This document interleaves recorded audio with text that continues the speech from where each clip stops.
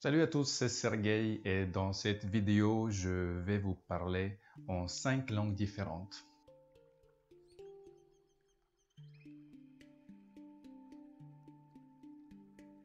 Pour le français, il n'y a pas de surprise puisque ça fait 15 ans que j'habite en France. C'est la langue que j'emploie de manière quotidienne au bureau avec mes amis. Donc je n'ai pas de mal à m'exprimer en français. Anyway, nowadays it's quite common to be bilingual, especially if you're living in a European country. It's very useful to know English if you want to work in an international environment or just travel around the world and being understood by the others without any issues. If there is one language you should know nowadays, that would be English, for sure. Русский мой родной язык, мои родители русские, и с самого детства они научили меня говорить по-русски. Это был первый язык, который я услышал в своей жизни и на котором я научился выражать свои эмоции, мысли, чувства, желания и так далее. Если честно, я практически на нем уже не говорю, только по выходным, когда звоню маме по телефону или когда я еду в гости к старым друзьям. No niin, nyt tulee vähän vaikeampi kieli. Nyt puhun teille suomeksi. Varmaan ihmettelette, että miten venäläinen mies, joka asuu Ranskassa, voisi puhua suomeksi. No, vastaus on kyllä yksinkertainen.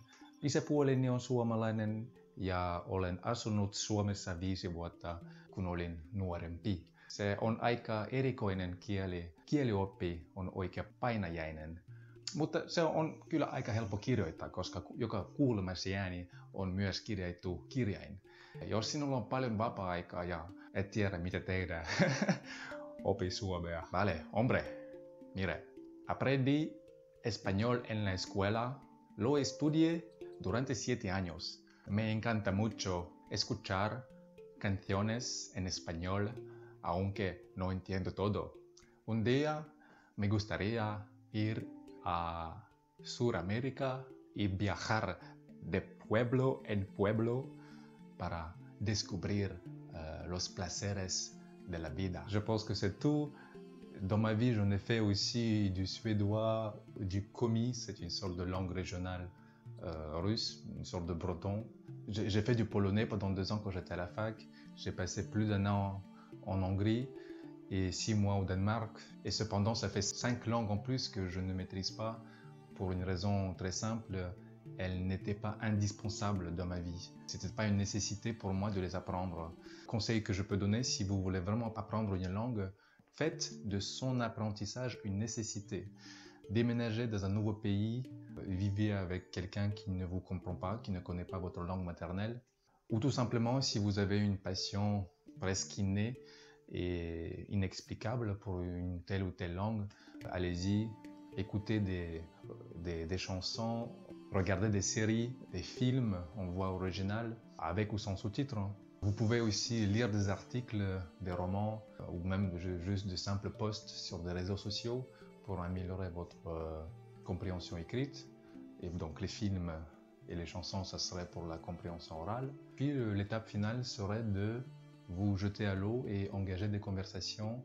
Ça peut être un peu déstabilisant puisque on doit accepter à faire des erreurs, à se mettre à nu, à même et parfois se sentir un petit peu infantilisé parce qu'on n'arrive pas à exprimer correctement nos pensées telles qu'on les a dans notre tête parce que les mots vont nous manquer. Il y a eu des études chez les polyglottes pour montrer comment la connaissance d'une langue étrangère influence sur la manière de penser. Je pense que je ferai un peu de recherche sur ce point-là et je mettrai quelques liens dans la description.